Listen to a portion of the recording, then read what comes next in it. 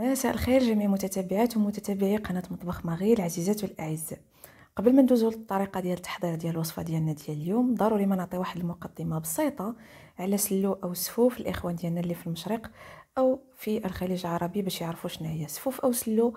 كنعتبروه حنا كمغاربه موروث ثقافي توارثناه ابا عن جد. هي عباره عن نوع من الحلويات اللي ضروري ما تكون موجوده في المائده الرمضانيه ديالنا، يعني ما كتحلاش لينا المائده الرمضانيه بلا بها. بالنسبه للمقادير ديالها هما اللي غادي تشوفوهم تعرفوا عليهم جميع، ونرجعوا لمعرفه طريقه التحضير.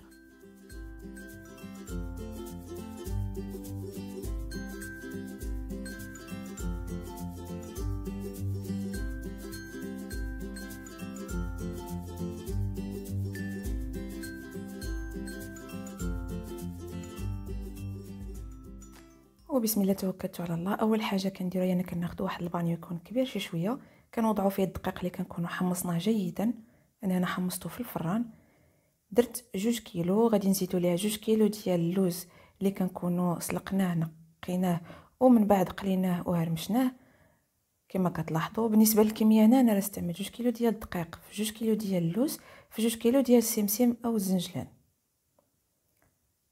من بعد غادي نبداو في اضافه السمسم او الزنجلان اللي كنكونوا النص ديالو طحناه مزيان والنص ديالو حتى هو غير هرمشناه باش كيجي باين شي شويه في السلو ديالنا. كما كتلاحظوا هنا غادي نزيدوا اللوز. اسمحوا لي الاول اللي درنا هو السمسم، هذا دابا هو اللوز. ضفنا اللوز ديالنا صافي. من بعد غادي نبداو في اضافه المنسمات.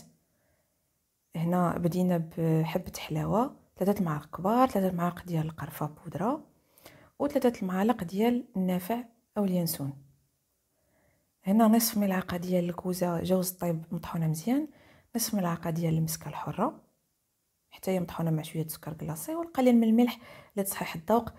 هنا كذلك ضفت السكر كلاصي، وغادي نبداو في التخلاط ديال كلشي.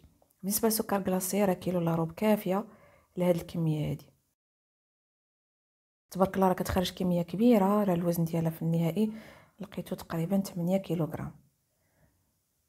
صافي غادي نحاول انني نخلط جميع المكونات مع بعضهم الطريقه اللي كتلاحظوها. ثم غادي ندير واحد شبه حفره الوسط باش غادي نبدا في اضافه الزيت. كما كتلاحظوا الزيت راه كاين بعض الاخوات اللي كيعوضوه بالزبده. هي الزبده كتجي مزيانه خصوصا الحيوانيه، ولكن بالنسبه للناس اللي غادي يستهلكوها يعني في رمضان فقط، لان هي الا طولت بالزبده راه كتخسر.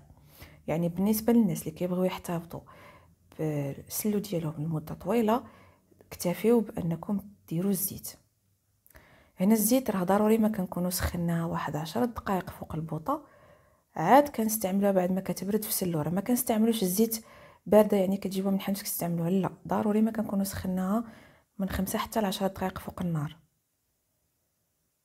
صافي هنا كما كتلاحظوا كبدينا في الاول غير ملعقه خشبيه، ثم استمرينا بيدينا كنخلطوها مزيان. انا هاد العام ما بغيتش ندير الماكينه لان ما بغيتهاش تزيت ليا اكثر من القياس.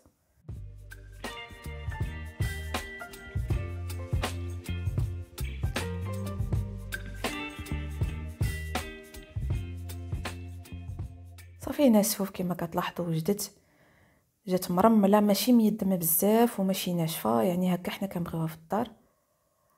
وما تصوروش الطعم ديالها كيفاش كان رائع تبارك الله، خصوصا الا درتوا القوام كلهم جداد. انا دائما كل سنه القوام ضروري ما يكونوا يلا شاريهم من الحانوت.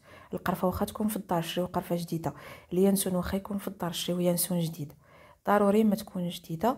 كل شيء باش كتعطي ديك الريحه وداك الطعم المجهد وكتجي سلو ديالنا زوينه، حيت هي اصلا فيها غير هذوك المنسمات. لا كانوا قدام يعني ما كاين حتى حاجه. وكتكون هذه السفوف ديالنا، وهذا هو الجزء الاول اللي هو الاعداد ديالها. تسناو معايا الجزء الثاني اللي غادي تكون فيه طرق تقديم مختلفه ديال السفوف. انا كنوعدكم بانها تكون شي حاجه زوينه بزاف. تسناو معايا الفيديو الثاني. بالنسبه للناس اللي دي اول زياره لهم ما تنساوش ديروا جيم وتضغطوا على زر الاشتراك مع تفعيل الجرس باش توصلوا بالجزء الثاني وبقيه الفيديوهات اللي غادي تكون ان شاء الله في المستقبل في القناه. ودمتم بود.